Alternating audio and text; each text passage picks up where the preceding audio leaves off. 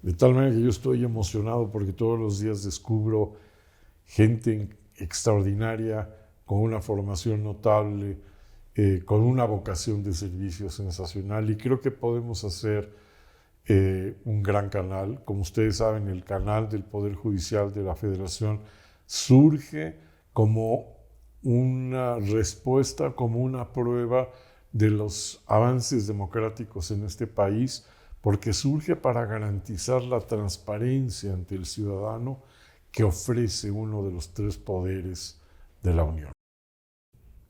Hola, esto es Digesto.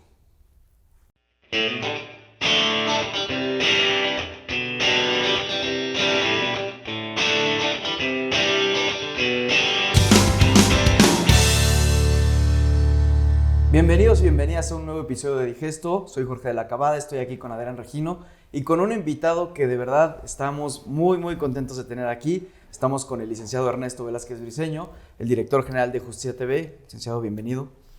Muchas gracias, Jorge, muchas gracias, Adrián. Bienvenido. Encantado de estar con ustedes. Nosotros encantados de por fin poder conocer un poquito más de su extensa trayectoria, que es muy interesante. Entonces, Adrián. Sí, justo, digo, nada más para que sepan, exploré en internet una reseña muy breve.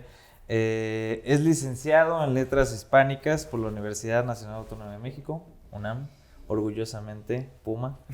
Ha sido presidente de la red de radiodifusoras y televisoras educativas y culturales de México y presidente del Consejo Directivo de la Asociación de las Televisiones Educativas y Culturales de Iberoamérica.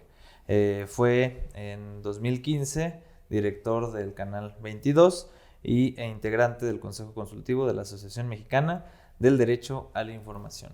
Y seguramente muchísimas más. Hace rato platicábamos que creo, y si me lo permite, a veces este tipo de entrevistas, por lo menos a mí me ponen un tanto nervioso porque la calidad del invitado hace que sea un poco más elevado el nivel y la plática por la gran cultura e inteligencia. Creo, justo le platicábamos a Mateo hace poquito, hay personas que nosotros percibimos sumamente cultas y una de ellas es usted.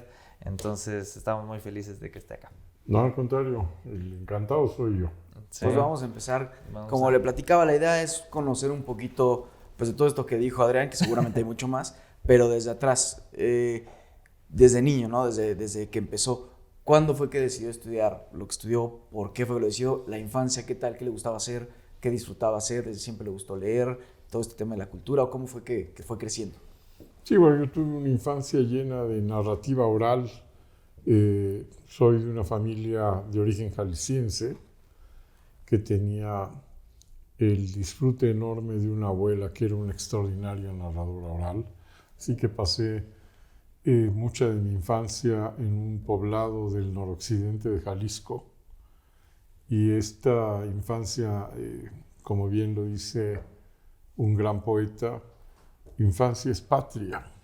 Y esa infancia me marcó y me llevó por terrenos fantásticos a la lectura. Y sí, la lectura me acompaña a mí desde que tengo memoria, desde los 6, 7 años, y ha sido el mayor disfrute que he tenido en la vida. Y leer, yo dormía debo de contar, yo tenía mi cuarto justo donde habían puesto un pequeño librero de novelas y de historia que tenía mi padre. Así que me dormía viendo libros y abría los ojos viendo libros y empecé a brevar ahí de manera muy anárquica de los libros que estaban colocados no por géneros, sino por orden alfabético. Así que al mismo tiempo leía una novela del siglo XIX que era una novela contemporánea o una novela histórica, y eso me dio una cierta anarquía que me permitió anárquicamente empezar a leer todo lo que me caía en las manos. Tenía que buscar lugar donde leer, porque para mi familia leer era casi un pasatiempo, no tanto una profesión. Okay. En consecuencia, viniendo de una familia muy dedicada a los temas prácticos. Había que escaparse y buscar lugares para poder leer sin que dijeran, tú que estás leyendo, ve y cómprate el pan. Sí, exacto. Y curioso que a un niño le llame la atención esto, ¿no? Porque creo que, pues, por ejemplo, en mi caso el hábito de la lectura fue hasta, incluso después de la universidad, que tomé como este gusto, pero de niño siento que hay gente a la que le cuesta un poco más, ¿no? Yo sé que hasta me escondía para tener este tiempo de leer. Sí, pues creo que está interesante. En Sí, ese sentido. o tal vez de no preferir, no sé, salir a jugar, ¿no? Que tal vez en esas épocas era un poco más factible, ¿no? Pero también lo hacía, ¿Sí? Evidentemente me encantaba salir a jugar con los amigos, con los primos, pero yo tengo los recuerdos con emoción de esas primeras lecturas, de cuando descubrí La Vuelta al Mundo en 80 días de Julio Verne, cuando descubrí Los Miserables de Víctor Hugo, y también tuve algunos regalos afortunados, una enciclopedia que publicó la editorial Losada de Argentina, que estaba llena de láminas con pies de foto muy claros y que hacían mucho más digerible la lectura para un niño, y que se llamaba Lo sé todo, todavía la conservo ahí con emoción. Y esa me permitió, gracias a las láminas, te permitía meterte al contenido, digamos que era una especie de primer acercamiento audiovisual, ¿no? Ok, sí. O visual, digamos, en este caso. Pero bueno, el tema es que...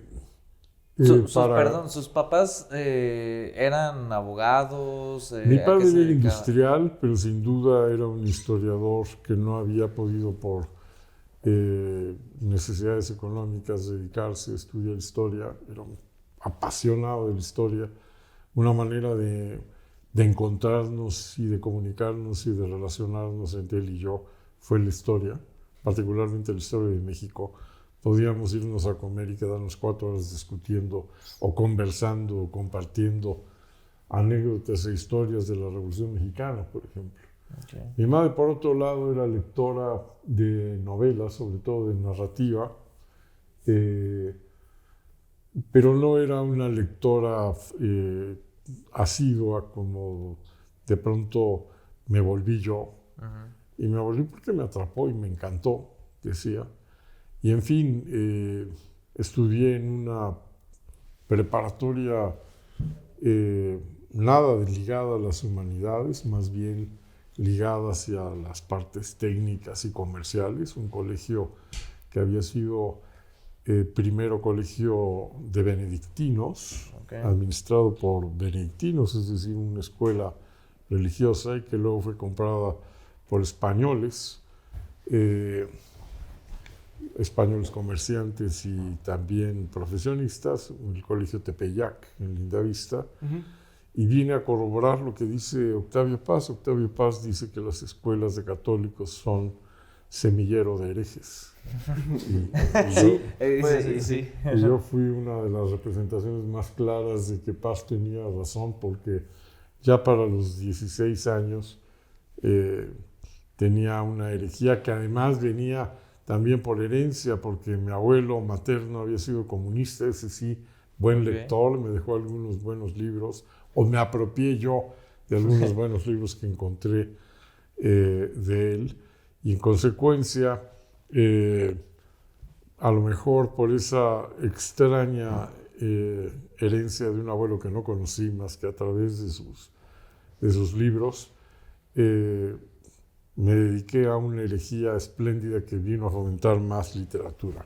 De tal suerte que cuando salí de preparatoria, yo ya tenía clara la vocación hacia las humanidades. En aquella época no había la cauda de profesiones que hay ahora. Sí. Yo me metí a letras hispánicas en la UNAM, aunque me doy cuenta de que si tuviera 18 años ahora me metería a la licenciatura en humanidades. Okay. Porque los intereses eran múltiples. Me pasaba por la Facultad de Ciencias Políticas a escuchar las charlas y las conferencias de comunicación y de periodismo. Al mismo tiempo me metía a las clases de la Escuela de Historia, más allá de las que tenía yo en la carrera de letras. Y debo decir que ya para esto había tenido una experiencia que también fue definitiva en mi vida.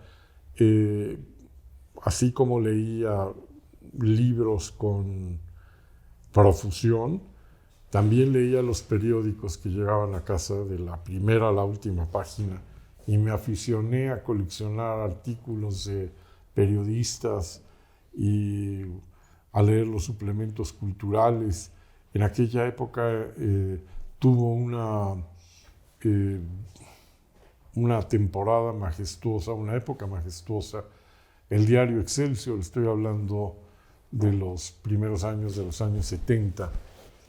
Entonces, en 1974, 75, 76, a pesar de que yo era un adolescente, ya era lector asiduo del periódico Excelsior, el Excelsior de la época de Julio Scherer.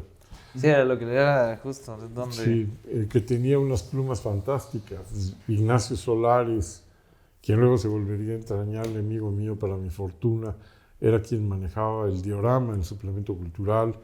En las páginas editoriales escribían Ricardo Garibay, Jorge Ibargüengoitia. En la última página del suplemento cultural comenzó el célebre inventario de José Emilio Pacheco, que nos marcó, cuya obra nos marcó de manera definitiva.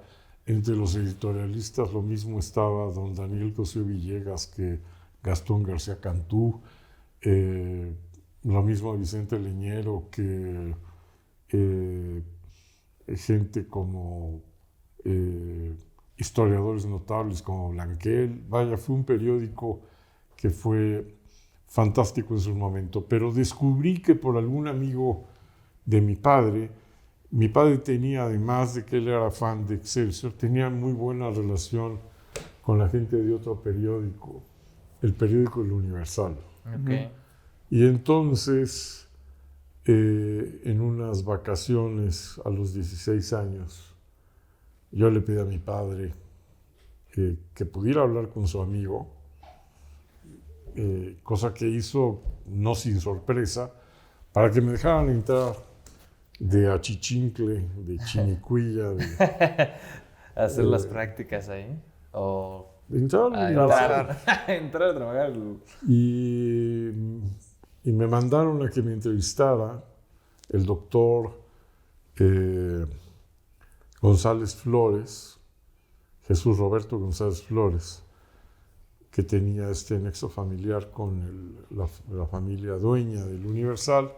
Me mandó a que hablara con un personaje que también me marcó mucho y que todavía vive, que es un gran maestro, que ha tenido una dignidad en su profesión extraordinaria, que es el gran creador del Premio Nacional de Periodismo como lo entendemos ahora, como un premio que otorga a la ciudadanía a través de un consejo ciudadano. Me refiero al maestro Luis Javier Solana.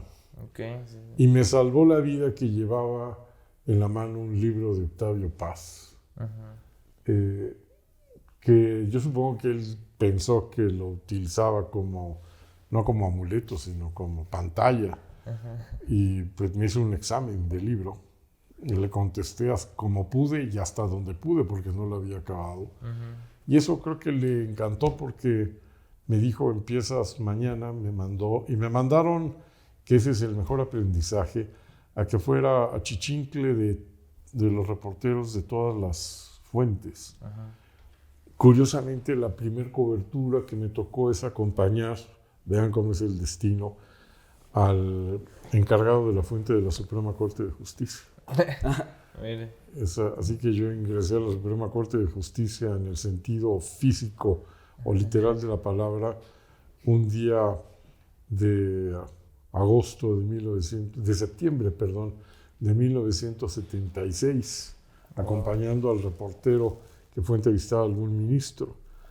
Y después me tocó cubrir la fuente política, y era vivirse en los cafés del centro, en donde los reporteros instigaban y conspiraban y encontraban la nota y la filtración. Y ahora que regresó a hasta este sector de la ciudad, ¿no tuvo como todo el recuerdo de todo esto que está platicando? Por supuesto que lo tengo. Tengo Tengo hasta las cicatrices, porque literalmente, porque una de las primeras tareas que me asignaron fue acompañar a un reportero que cubría la manifestación de la tendencia democrática del SUTERM, del Sindicato de Electricistas. Esto fue en 76.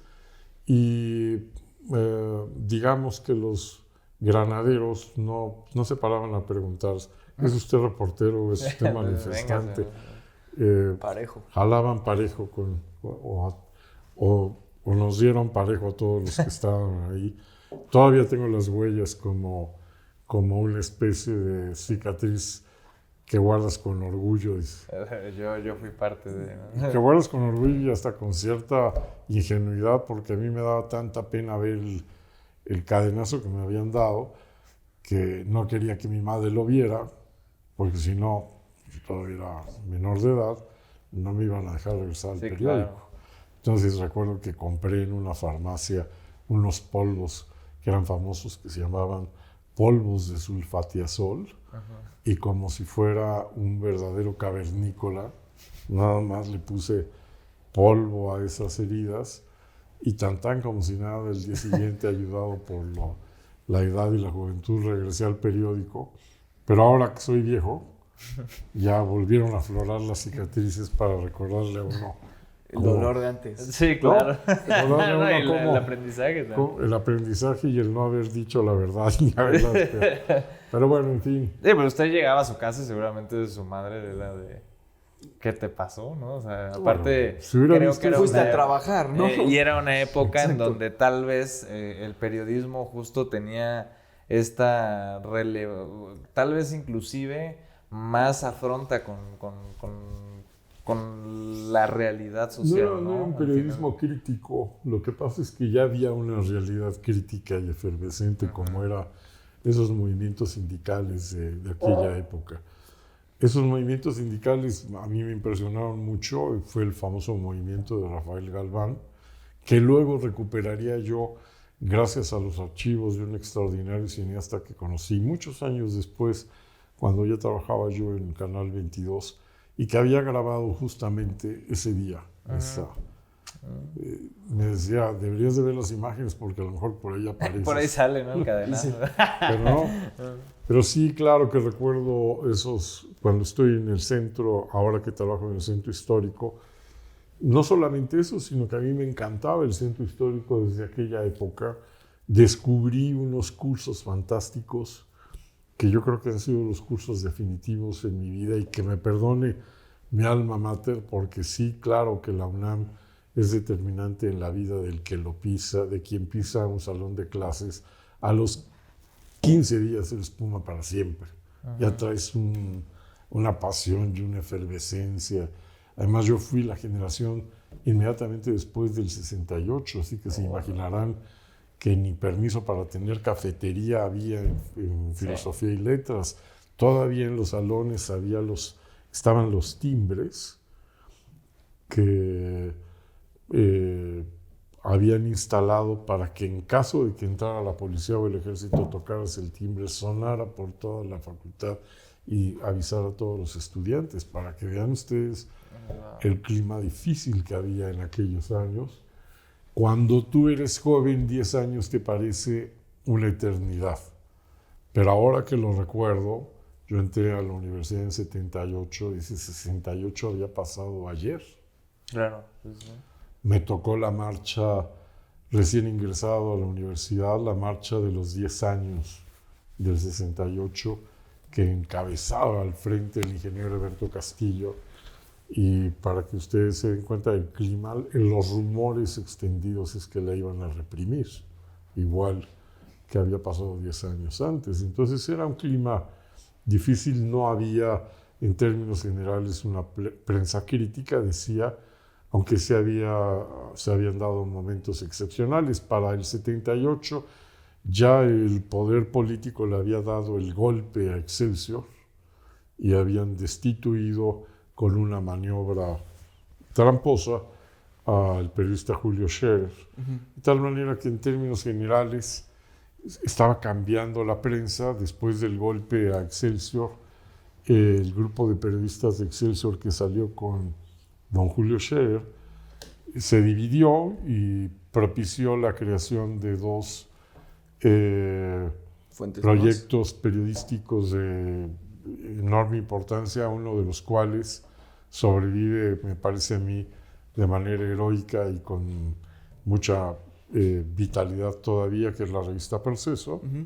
El otro cayó en desgracia, que es el periódico 1+1, que todavía circula ahí, pero que bueno, pues no tiene importancia periodística y como la tuvo en su momento. Esa fue la vertiente que se tuvo, y de ahí se derivaron otros proyectos. De 1+1 se derivó la creación de La Jornada, y Proceso ha provocado también otras revistas que son emblemáticas y que son muy importantes, como Nexos, como Letras Libres, y que están todavía. Y en esta época en la que pues pasó todo, como esta transición de la preparatoria, empezar a trabajar en una fuente, y esta también curiosidad por seguir leyendo, ¿en qué momento tuvo o se despertó en algún momento este interés por también la escritura? Porque supongo que de leer tanto y tener tanto conocimiento, pues la escritura... entraba a letras con el sueño de volverse escritor, de poder escribir algo de literatura. En realidad la carrera de letras no está diseñada tanto para la creación literaria como para la formación académica de profesionales en el área de la lingüística y la literatura. De tal suerte que no encontrabas demasiado, digamos, una academia que propiciara la creación literaria, aunque teníamos maestros que eran fantásticos, ¿no? Salvador Elizondo, que daba un taller de introducción a la poesía, Juan José Arreola, que creo que fue notable porque Juan José Arreola, que fue jalisciense también, y que, como ustedes saben, los católicos jaliscienses pecan por todo. Sí.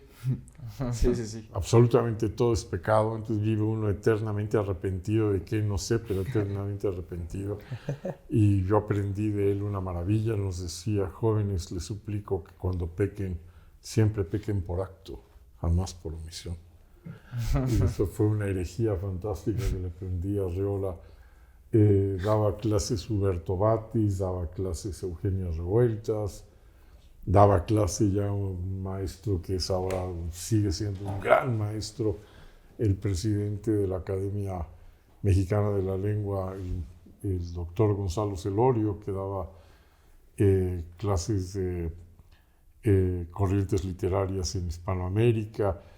Sí había personajes espléndidos, pero sobre todo había una formación más para crear profesionales en el ámbito de la enseñanza del español, de la lingüística y de la investigación. Más que para...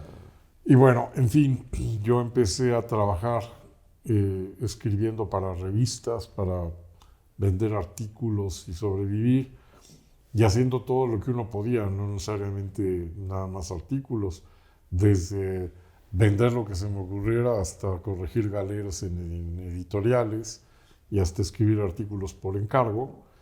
Y eso me fue llevando al sueño que todos tenemos en aquellos años de sacar una revista, ¿no? De hacer una revista de cultura, que entonces mezclaba las dos cosas, el periodismo y la afición literaria. Y qué complicado, ¿no? Porque al final del día empiezas de cero. Y aquí la pregunta que quería hacerle era, ¿el hábito de la escritura lo fue formando a través justo de práctica, error? ¿Tuvo alguna guía o simplemente se le dio, ¿no? Porque también puede ser que, digo, no... Bueno, yo en términos literarios escribo sobre todo poesía, pero me encantaba escribir ensayo, y yo creo que ahí el periodismo es tu gran maestro para poder escribir rápido. Y digamos, Fernando Benítez me hace recordar, uno de los grandes maestros de aquella época era el gran Fernando Benítez, que fue el creador del suplemento de cultura más importante que ha habido en México, La Cultura en México. Al mismo tiempo que fue periodista, fue novelista, escribió una novela histórica que se llama El Rey Viejo, dedicada a Carranza. pero también escribió unos libros de historia fantásticos como La Ruta de Hernán Cortés o de antropología y etnología como sus 4 tomos sobre los indios de México. Y él fue el fundador, decía, del gran suplemento México en la Cultura, del Novedades, que luego se convertiría en La Cultura en México. Bueno, no me disperso. Fernando Benítez decía que la diferencia entre el escritor y el periodista es que el escritor ve la palabra como la amante eterna que hay que estar tratando de conquistar y cortejando día con día, hasta que de pronto después de 20 años lograste cortejarla. Ya estás con ella. Claro. Y consigues un texto fugaz, pero que a tu juicio permanece. Y en cambio, un periodista tiene que hacerle el amor a una palabra todos los días y volverla la amante apasionada del día, pero en la noche la debe de olvidar y al día siguiente tiene que buscar otra. Entonces esa imagen era hermosísima y nos marcaba a mi generación. En fin, pues me puse a hacer una revista que se llamó una revista de cultura, que no la hice en la Ciudad de México por razones ya de otras historias.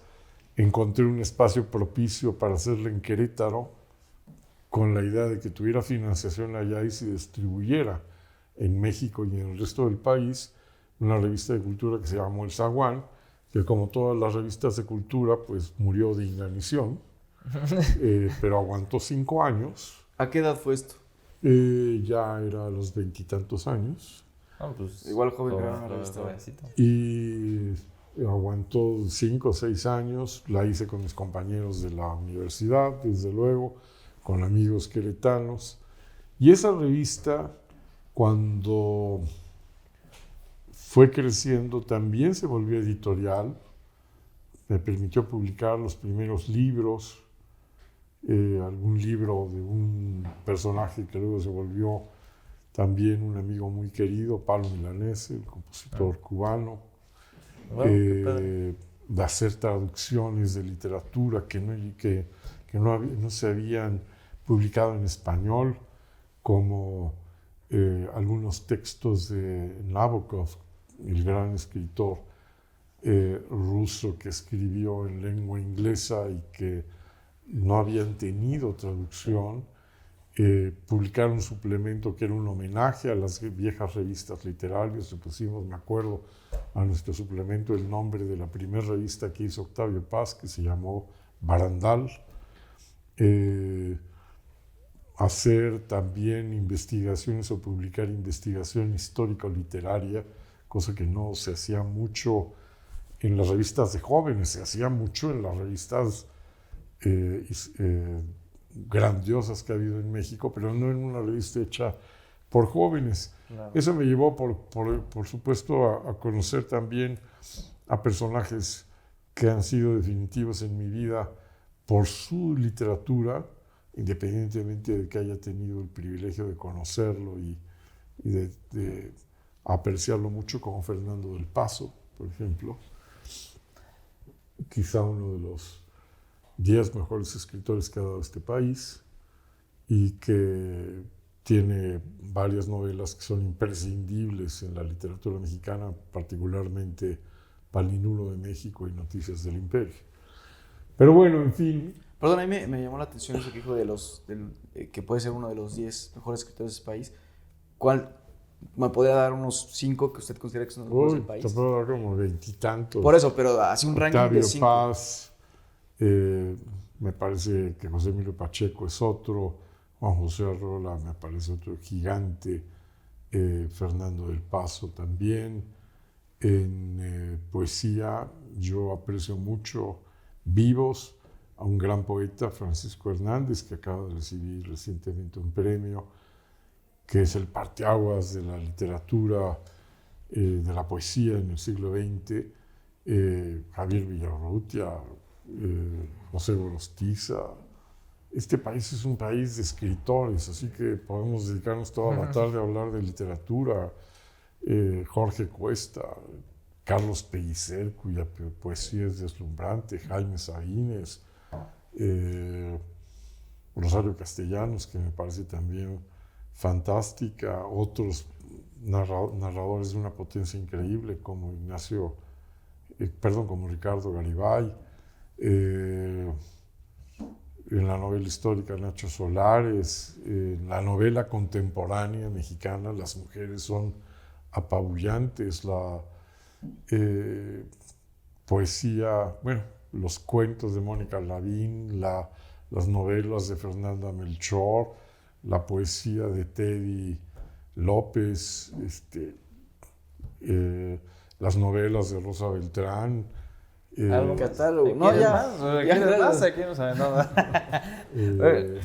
Aquí me quedé pensando, ¿qué pasa cuando ya inicia un proyecto que remontémonos a ese momento en donde tal vez la emoción, la incertidumbre de enfrentarse a algo, tal vez un proyecto propio, y cuando termina ese proyecto, cuando cierra ese proyecto, una, ¿por qué cierra? Y dos, ¿qué representó para usted ese cierre de ese proyecto? Tal vez una parte de su vida, tal vez un parteaguas para algo más. ¿Qué fue lo que representó? Pues una enseñanza de que hay que afrontar las deudas. Que los negocios, digamos, esas revistas son muy difíciles de financiar en términos de patrocinio, y uno tenía la pretensión de no hacerle una revista comercial. Si yo hubiera hecho una revista comercial o de gastronomía, me hubiera ido muy bien, pero le entraba a uno este tema de la convicción de querer hacer una revista de cultura, más que de literatura, era de cultura. En fin, lo que hice fue después de eso volver a retomar los trabajos de escribir artículos para diversas publicaciones, y de pronto me contrataron en un editorial que se llama Editorial Cyrils, para que me volviera editor de algunas de sus revistas. Ese fue un trabajo bastante inhóspito, pero bueno, había que vivir de algo. Editar revistas ahí sí temáticas cuyos temas no me interesaban en lo más mínimo, pero que había que hacer, como Personal Computing. Era una cosa verdaderamente horrible, pero bueno, ahí estuve varios años editándola, ya no como director, sino editor como jefe de redacción, digamos, de la revista, y desde luego buscando otras alternativas. Y en ese momento conocí a un par de publicistas que me ofrecieron que me fuera a trabajar a la publicidad. Y cuando uno es joven está dispuesto a hacer lo que sea. Dije, pues vamos. Aventarte para todos lados. Es curioso porque en la publicidad, mientras peor escribes, mejor te va. Pero por otro lado, yo tenía esta memoria de los escritores que yo admiraba, que habían sido creativos en agencias de publicidad. Por ejemplo, Salvador Novo, que escribió eslogans que a lo mejor ustedes están muy jóvenes, pero que a lo mejor la gente recuerda. Mejor, mejora, mejoral, que era de Salvador Novo, el gran poeta. O Siga los 3 movimientos de Fab, se le ocurrió también al poeta Novo. O, por ejemplo, hablando de Fernando del Paso escribió un jingle que todavía se sigue cantando y que lo cantan generación tras generación y que no saben quién lo escribió, que es el jingle de los productos del Fuerte. Estaban los tomatitos muy contentitos cuando llegó el verdugo a hacerlos jugo. ¿No? Bueno, eso lo escribió uno de los mejores escritores de México. Vaya, hasta Octavio Paz compuso una canción para una película ranchera, así que todos había que sobrevivir en ello. Pero al entrar a la agencia de publicidad, de pronto, por azares del destino, el director creativo de la agencia de publicidad, que era una agencia muy pequeñita, renunció porque se fue a otra agencia, que es muy normal que las agencias se piratean entre ellos a los profesionistas. Y los dueños de la agencia le dijeron a ese copy, que era yo, que si no quería asumir la dirección creativa, mientras encontraban a alguien, obviamente. Y ya al final de la historia no buscaron a nadie más porque me metí con tantas ganas a tratar de ganar más y de tener un mejor puesto. Y eso fue providencial para lo que después me trajo el futuro, porque me hizo aprender los procesos de producción del audiovisual, al hacer un spot, de la fotografía, al hacer fotografía publicitaria, del diseño, de las campañas de marketing, de las campañas de medios, que se fue sumando a la experiencia que ya tenía yo de publicación de mi revista, etc. Y en consecuencia, en ese universo estaba cuando en 1991 un grupo de más de 1.200 intelectuales, escritores, pintores, organizaciones civiles, grupos culturales, grupos artísticos, le pidieron al entonces presidente de la República, que era Carlos Salinas de Gortari, que en la anunciada desincorporación que iba a realizar de la cadena de televisión del Estado que se llamaba Imevisión, compuesta por los canales 7, 13 y 22, el 22 no lo vendiera al sector privado, sino que lo destinara a la creación de un canal cultural. Y el presidente Salinas de Gortari, con mucha inteligencia política, dijo, pues claro que sí, con eso dejo satisfecha a la comunidad intelectual y cultural, quienes no van a criticar la manera como voy a vender el 7 y el 13, que la vendió de una manera bastante turbia, ya lo sabemos. Pero entonces todos nos sentíamos felices porque ya se había logrado tener un canal cultural. La idea se le ocurrió a un puñado de gente, entre ellos el gran Héctor Aguilar Camín y Carlos Monsiváis, otro escritor que debí de haber mencionado en esta lista de imprescindibles, los dos, Aguilar Camín y Monsiváis. Pero en fin, y entre ellos estaba un filósofo que había estudiado comunicación en la licenciatura, pero luego se había ido a estudiar filosofía a la Universidad de Berlín, que no era otro sino el doctor José María Pérez Gay. Y entonces, yo creo que sé que por influencia del grupo de Héctor Aguilar Camín, el presidente Salinas de Gortari decidió designar como el primer director de ese canal, de ese nuevo canal cultural, a al doctor José María Pérez Gay. ¿Y esto en qué derivó? Para irme un poco más rápido, en el surgimiento de un proyecto de canal cultural público, inédito, por el carácter que se le dio. Existían otros canales, algunos gubernamentales, estatales, otros que dependían de una institución de educación superior, el Canal 11, que fue el primer canal público, incluso de América Latina, bueno, por lo menos de México, pero se lo dieron a un filósofo que mucho de televisión no sabía. Entonces, pues le agradezco al destino que no supiera de televisión el doctor Pérez Gay, porque empezó a conformar su equipo con un grupo variopinto de gente, entre la que veníamos gente del periodismo, como mi amigo Juan Pablo Aponte, o gente que veníamos de la publicidad, como yo, o gente que venía de bancos y de otras tareas, como Roberto Gabaldón, o que venían de otras televisoras, sí, en el ámbito técnico, pero desde el punto de vista de los contenidos, la mayoría no había hecho televisión antes. Y eso me permitió a mí entrar en la televisión y bueno, y aprendimos a hacer televisión haciéndola. Y haciendo un canal cultural bajo el modelo de los suplementos culturales y de las revistas literarias.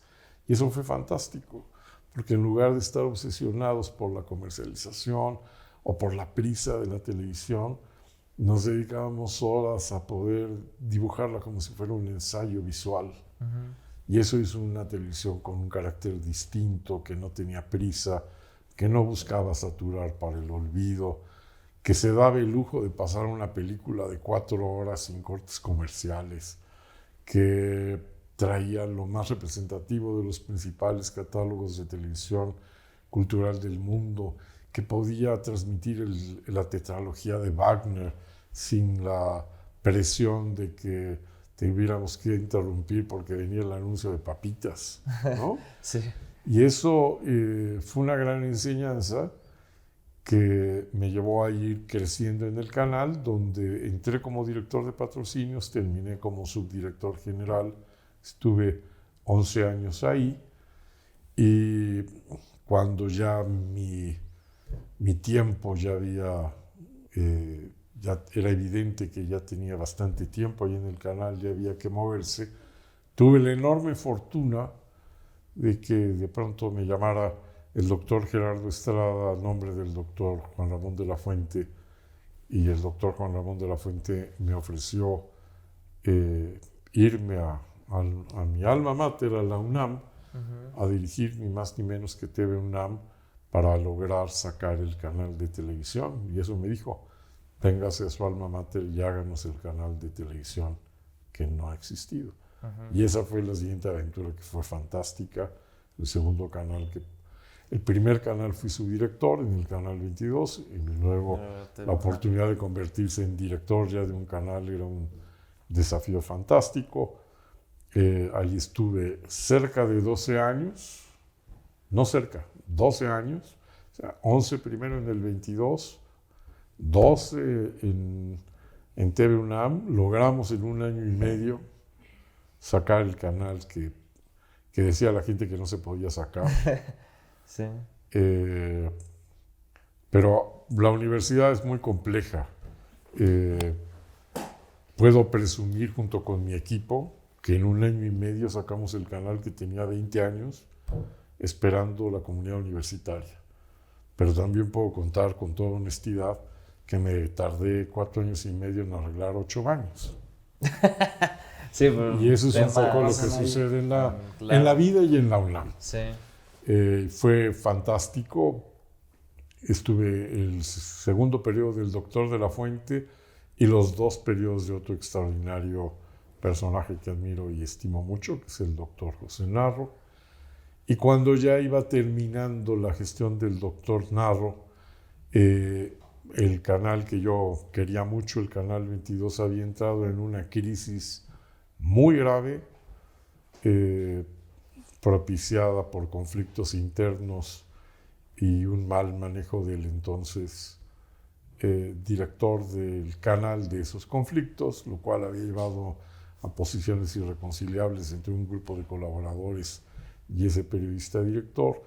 Y entonces un gran amigo que había conocido yo en la época en la que fui subdirector del 22 y con el doctor Pérez Gay, el licenciado Rafael Tovar de Teresa, uno de los grandes promotores culturales que ha dado este país, tan extrañado, el primer secretario de Cultura de esta nación y que será recordado mucho tiempo y que ahora es añorado por las obras que hizo frente al destrozo y la destrucción que hay de cultura, lamentablemente en estos años, en este momento en el que estoy hablando, en el 2024, los últimos 5 años han sido años absolutos de destrucción de muchas cosas, entre ellos de la cultura.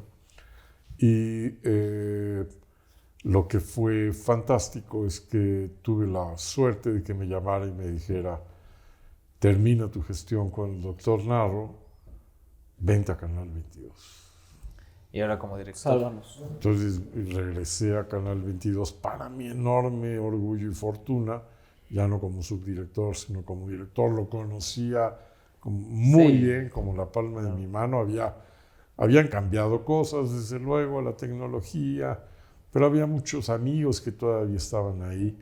Y fue hermoso regresar, recuperarlo, resolver los problemas laborales que había, reimpulsarlo, hasta que lamentablemente Rafael Tovar, falleció por una enfermedad grave, por un cáncer que le quitó la vida, y al cambiar la secretaria de el titular de la Secretaría de Cultura, cambiaron diversos directivos, como sucede siempre en este país, y entre ellos salí yo. Pero bueno, nadie me quita ese goce enorme de los casi 2 años que lo dirigí, de los 11 que fui su subdirector. Siempre estará ligado a mi vida, desde luego, el Canal 22. De ahí salí para hacerme cargo de la Fonoteca Nacional. Cuando me lo ofrecieron, pensé que me estaban ofreciendo, como a Guillermo Prieto, un exilio bondadoso. Sí, no, sí. A Guillermo Prieto, cuando lo exiliaron, lo mandaron a Cadereyta, en Querétaro, y luego a la capital de Querétaro, ¿no? Entonces parecía que me mandaban a este edificio colonial bellísimo en la calle de Salvador Novo, en Coyoacán, como una suerte de exilio, pero no, era bellísimo también el proyecto porque era levantar también los acervos sonoros, el patrimonio sonoro de México. Y esa es una etapa que también disfruté mucho. Yo había logrado hacer en TV UNAM la biblioteca universitaria más grande de Iberoamérica. Okay. Y siempre aprecié en toda mi gestión en el 22, en TV UNAM, cómo los archivos pueden ser la gran memoria que nos rescate. Hubo una serie que hizo un cineasta del que hablé hace un rato, Julio Pliego, que yo le sugerí que su serie, que se basaba en archivos que le había ido guardando y coleccionando y que tenía en los rincones más extraños de su casa, en la alacena, en la biblioteca, etcétera, que le pusiera luz de la memoria, porque eso eran los archivos, una manera de iluminar nuestra memoria. Así que estar en la fonoteca fue fantástico, descubrir, me tocó a mí descubrir la voz de Javier Villaurrutia, que no se conocía. Okay. Y cuando la descubrimos, bueno, le hablé a Eduardo Lizalde, otro gran poeta, a Eduardo Langagne, otro extraordinario poeta, a todos los amigos para decirles qué creen, y les ponía la voz de Javier. Estábamos emocionadísimos, porque no había grabaciones de la voz de Javier Villaurrutia y descubrimos una. Pero al mismo tiempo rescatamos los acervos sonoros del cine mexicano, mismos que ahora otra vez están en riesgo, lamentablemente. ¿Cuáles son los acervos sonoros? Bueno, Raúl Lavista tocando la banda sonora de Salón México, o Tintán y Marcelo ensayando 6 veces una canción, y se escucha como Lavista les dice, corte, no salió, y se bromean entre sí y otra vez. Todos esos son tesoros. Sí, claro, ¿no? Volver a vivir. O las bandas sonoras de las películas de Lindo Fernández, en fin. Y bueno, terminó el sexenio, salimos todos, comenzó un nuevo sexenio en el que todo lo que había antes fue considerado destructivo y adversario. Y para mi enorme fortuna vino mi antigua casa a rescatarme, el Universal. Yo ya era, no lo he contado, tenía varios años de haber sido elegido consejero editorial del periódico. Okay. Para mí ya era suficiente orgullo haber empezado a los 16 años claro, ahí en el periódico y regresar a los 50 y tantos como consejero editorial. Como miembro del consejo editorial, pues ya era suficiente. Sí, como orgullo. Cierre de un ciclo y orgullo. Pero cuando sucedió esto, que salí de la fonoteca, el entonces coordinador del consejo editorial, que era precisamente el doctor Juan Ramón de la Fuente, fue designado embajador de México ante las Naciones Unidas y tuvo la generosidad, y que yo siempre le agradeceré, de proponerme como su sucesor, como coordinador del Consejo Editorial de la Universal. Ya es que regresé a mi casa a dedicarme a coordinar el Consejo Editorial, a inventar suplementos, secciones, siempre desde luego en coordinación con el director editorial, a armar proyectos editoriales, a recuperar textos antiguos y hacer libros conmemorativos. Y de ahí, de esos 4 años, en ese momento me llegó la hermosa invitación de la presidenta ministra Norma Lucía Piña y de la licenciada Natalia Reyes Heroles para retomar mi tarea como profesional de la televisión, haciéndome cargo del canal judicial del Poder, el canal del Poder Judicial de la Federación, hoy conocido como Justicia TV, y aquí estoy con el desafío de encabezar por tercera vez en mi vida, lo cual es un orgullo y un privilegio, un tercer medio público. No, pues, yo creo que, a ver, me quedé evidentemente con muchas preguntas y quiero enfocarme a dos de ellas. Evidentemente, la primera es, ahora que está usted de este lado, que ya lleva una trayectoria sumamente que vasta, respetable, y esto es muy personal, sigue teniendo en ocasiones cuando se presentan retos, cuando se presentan problemas, cuando se presentan X, Y, Z cosa que sea al final del día algo que tenga que usted que afrontar, ¿sigue existiendo este nervio, este miedo de tomar decisiones o ya es muy diferente a hoy como lo ve hace 30 años? No, yo no tengo miedo de tomar decisiones, al contrario, estos cargos te enseñan a que todos los días estás tomando 30 y tantas decisiones. Yo aprendí a tomar decisiones gracias a la literatura, pero la literatura ajena, porque resulta que un día me citó en su oficina el doctor Pérez Gay y me dijo algo fantástico. Me dijo: Abel Velázquez, quiero decirle, este canal me ha quitado a mí por lo menos 2 libros de ensayo y una novela.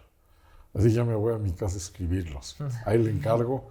Si necesita algo, me habla una vez a la semana, nos vamos a reunir, vamos a tomarnos un café o vamos a comer, pero por lo pronto no me moleste. Por lo pronto déjame en paz. De tal manera que ahí sí empecé con nervios a decir, dice el doctor Pérez Gay que, pero ya como a los 3 meses dice el doctor Pérez Gay que, y venía todas las decisiones de dirección del canal, aunque yo era el subdirector, y eso me enseñó a dirigir el canal. Y hubo también otros momentos fantásticos que me formaron para tomar decisiones, como cuando llegó el año 2000, todos los canales empezamos a diseñar una programación especial por la llegada del año 2000.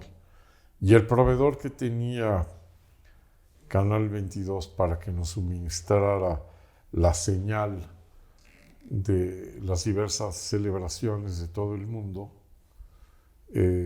quebró 1 mes y medio antes. Y llegó un lacónico fax, ya no existen los fax, que decía: a todos aquellos clientes de la empresa Millennial Inc., lamentamos informarles que la empresa se ha declarado en quiebra. Cualquier asunto se pueden dirigir al apartado postal número tal de Miami. Lamentamos la afectación que esto les provoca. Y ahora Canal 22 era el responsable de traer, según esto y según se lo había encomendado el gobierno de la República, la mejor señal de cómo llegaba el año 2000 en todas las regiones del mundo.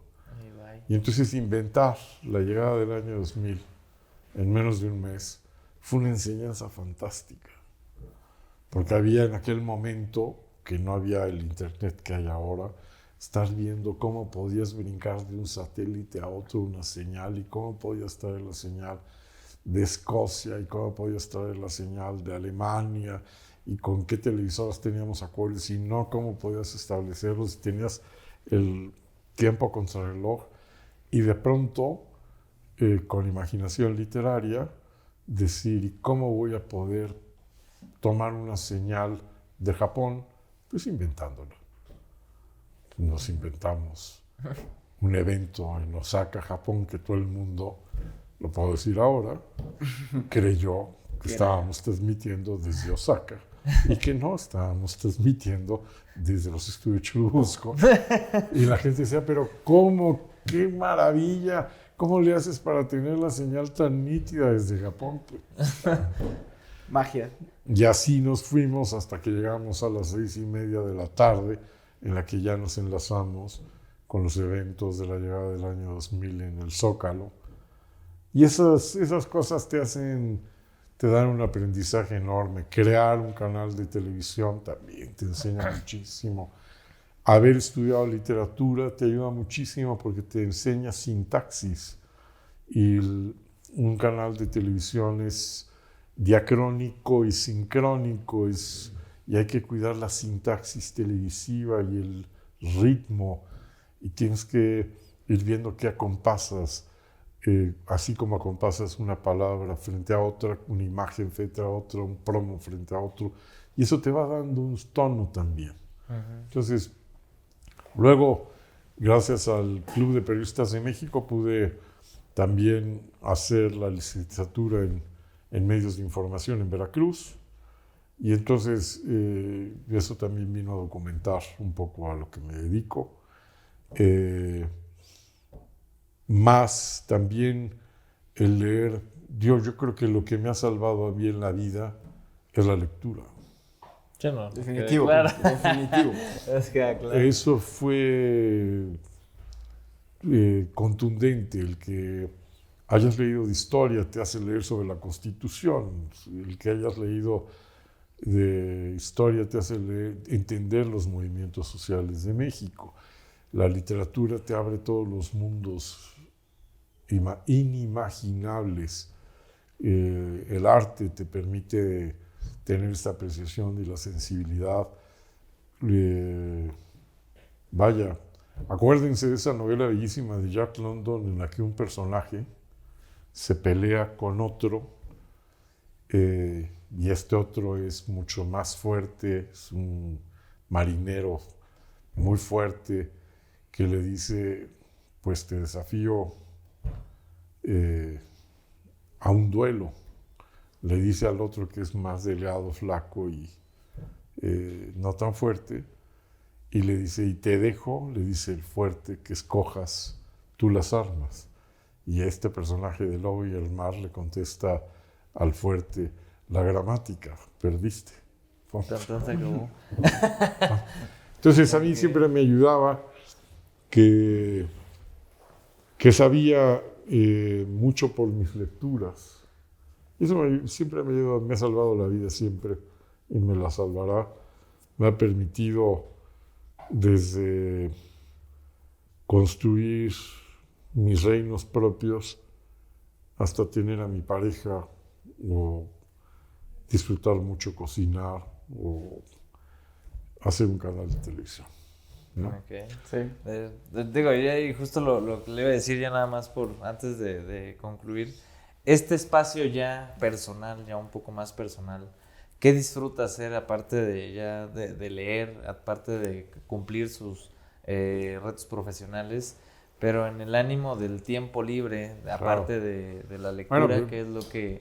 Por lo pronto ahora tengo un gran desafío, el gran compromiso con la ministra presidenta Norma Lucía Piña de hacer el mejor canal público que hay en México, y lo vamos a hacer.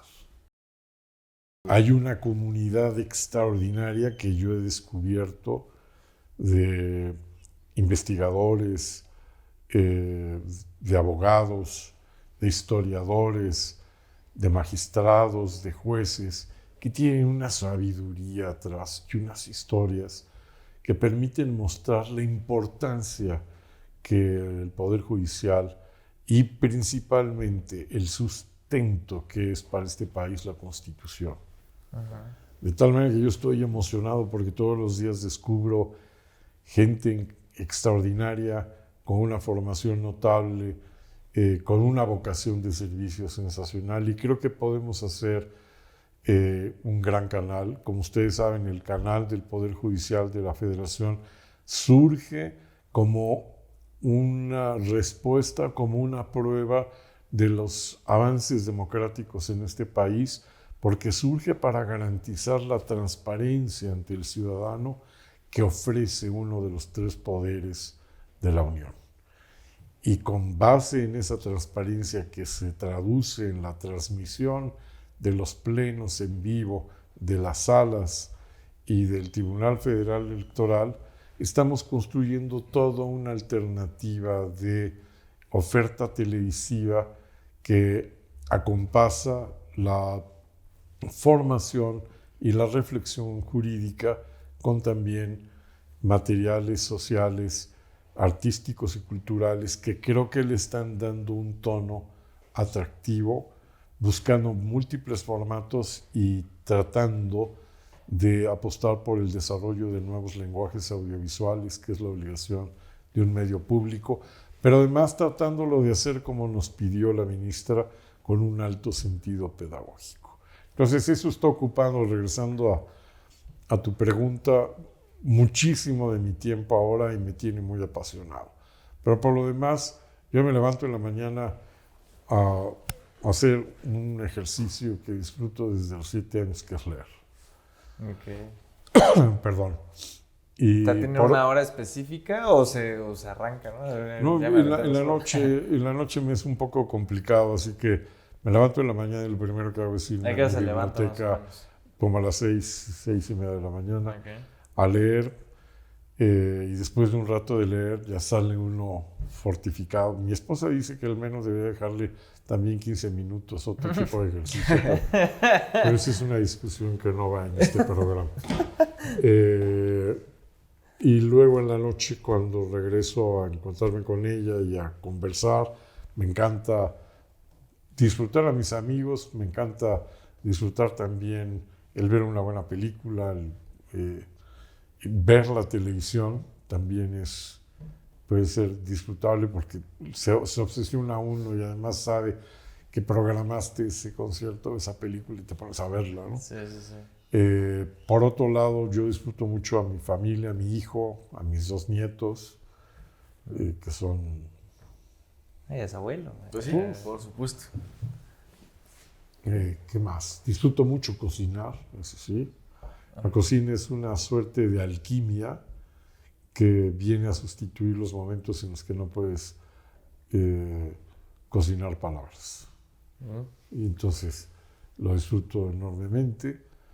Disfruto mucho caminar, disfruto mucho estar de flaneo, de vago, caminando por el centro o por las calles de otras colonias. Que lo tiene, seguramente sale, ¿no? Y recuerdo los espacios que conocí de jovencito y los vuelvo a recuperar. Y las esquinas. El centro es un territorio desconocido para los citadinos. Sí. Es impresionante que la gente no lo conoce más que avenidas que se han vuelto horribles, como San Juan de Letrán, que ya no lo volvieron eje Lázaro Cárdenas. Pero cuando encuentras los pasillitos, la tienda antigua, el retablo barroco escondido detrás de una tienda, el patio de vecindad del siglo XVIII, bueno, el propio edificio del canal judicial está en un lugar bellísimo, en un edificio del siglo XVIII, gracias a esta sabiduría del Poder Judicial de rescatar esos inmuebles que de otra manera ya habrían sido destruidos, y donde está orgullosamente nuestro canal de televisión desde 1744, y en un conjunto fantástico, enfrente San Felipe Neri, que ese templo es hoy la biblioteca, una de las bibliotecas más hermosas de México, la Biblioteca Lerdo de Tejada, el Museo de la Cancillería, la Escuela de Diplomacia Matías Romero, la Casa de Romero de Terreros, el viejo Conde de Regla. Así que son zonas del espacio histórico de la Ciudad de México que son verdaderamente privilegiadas. Pero ya me cansé de hablar. Sí, me siento... Y es que nosotros podemos seguirlo escuchando. Sí, seguramente. Un día estaba desayunando, les voy a contar una historia que no te empacho en contar porque además yo admiro y quiero mucho a Carmen Aristegui.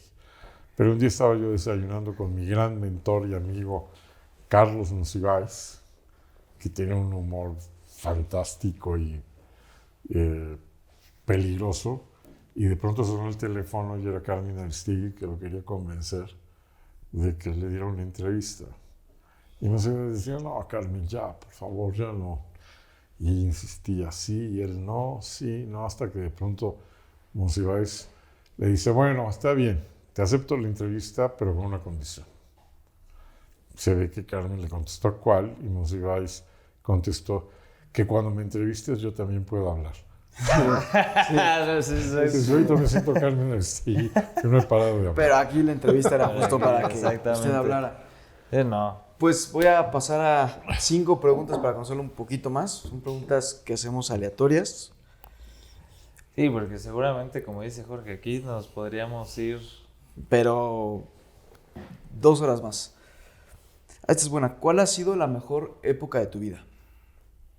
Yo supongo que la década de los 40 años.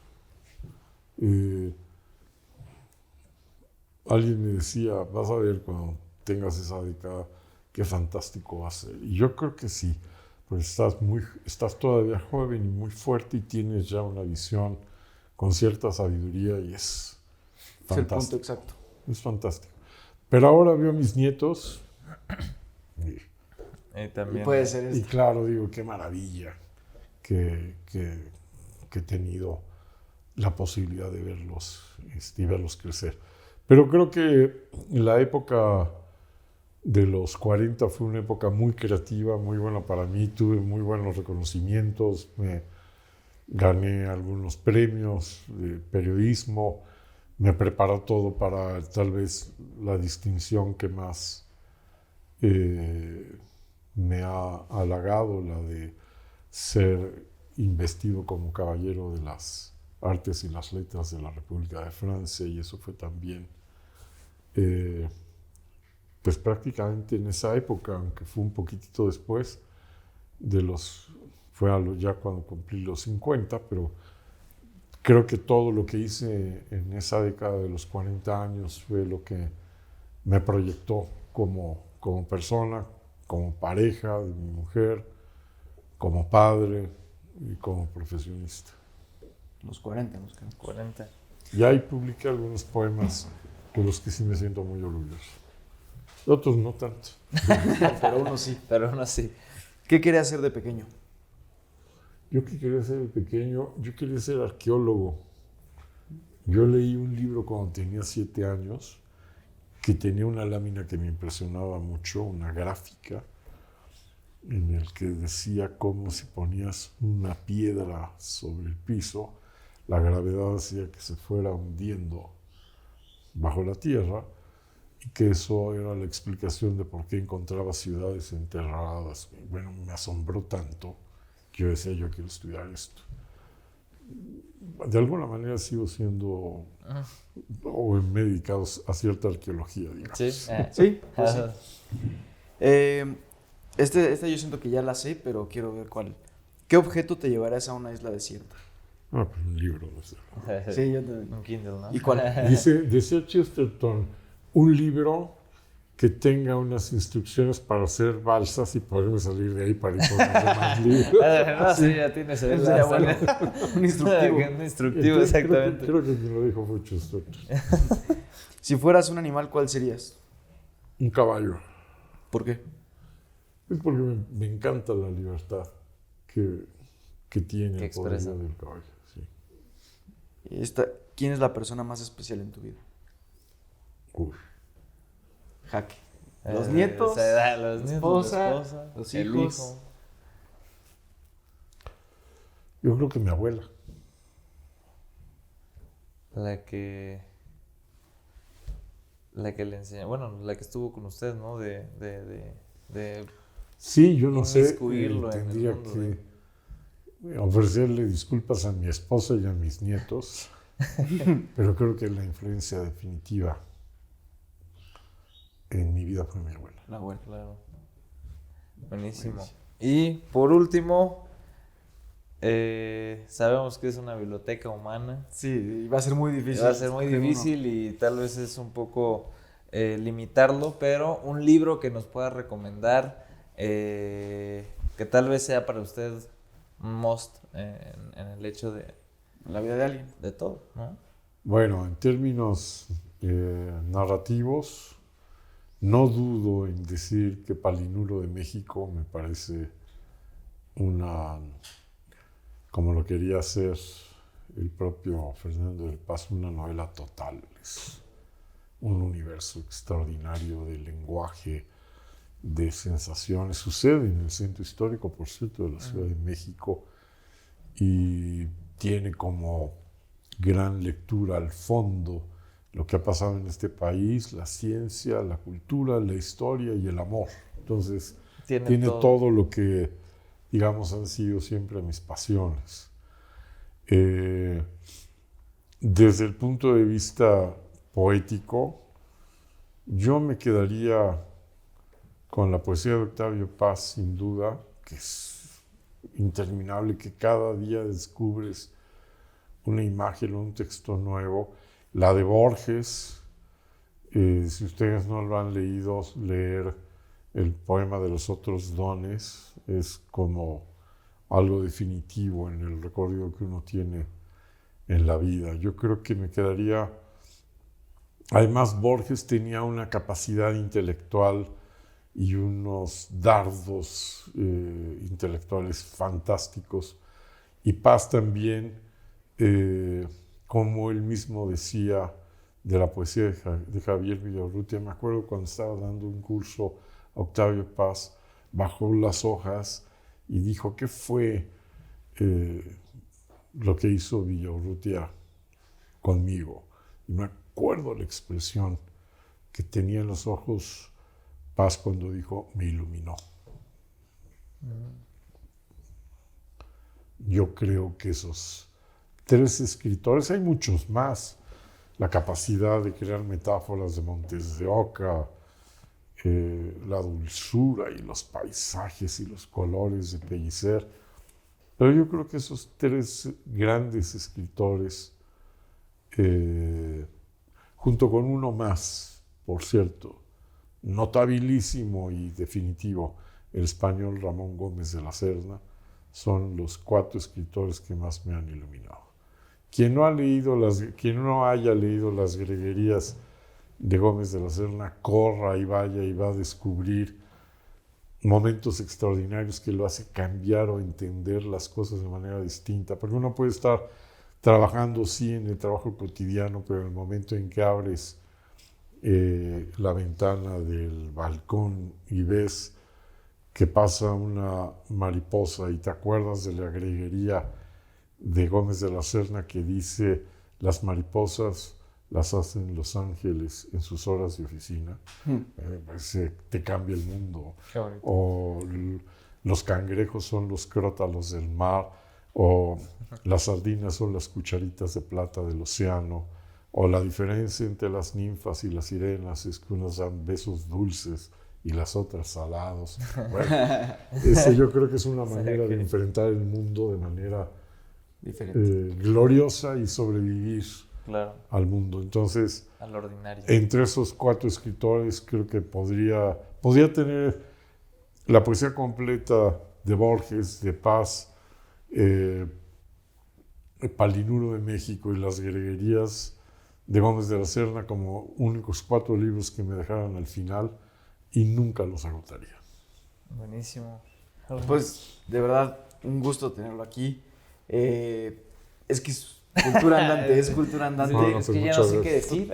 Exacto, todo lo que podemos aprender de usted. Muchas gracias por la apertura, por regalarnos este espacio de su tiempo, que sabemos que está muy dedicado a Justicia TV en este momento y que de verdad le auguramos mucho éxito y que sabemos que lo está haciendo excelente. Sí, de verdad, o sea, muchísima... Creo que al final el proyecto o la finalidad de este proyecto se cumple cuando terminamos una entrevista y por lo menos yo me quedo súper inspirado, ya quiero ir a leer libros y ver y todo. Creo que eso es lo padre de estos momentos, el hecho de cómo es que a través de sus palabras nos inspira a nosotros, a las nuevas generaciones, y creo que esa es la finalidad de esto. De verdad, muchísimas gracias. No, al contrario, pues yo agradezco mucho. Ya le robaremos otro espacio seguramente para charlar un poco más de literatura, que eso es fascinante. El hecho de escuchar cómo se expresa, cómo ve la vida, cómo la disfruta, cómo la afronta, creo que es algo muy padre y nos da esa luz que tal vez necesitamos nosotros como nuevas generaciones. Entonces, de verdad, muchísimas gracias. Muchísimas gracias a todos y a todas las que nos sintonizan. Síganos en nuestro canal de YouTube, en Spotify, en Instagram, que tenemos ahí nuevas dinámicas respecto de libros que estamos rifando, ¿no? Haciendo giveaways con Tirant.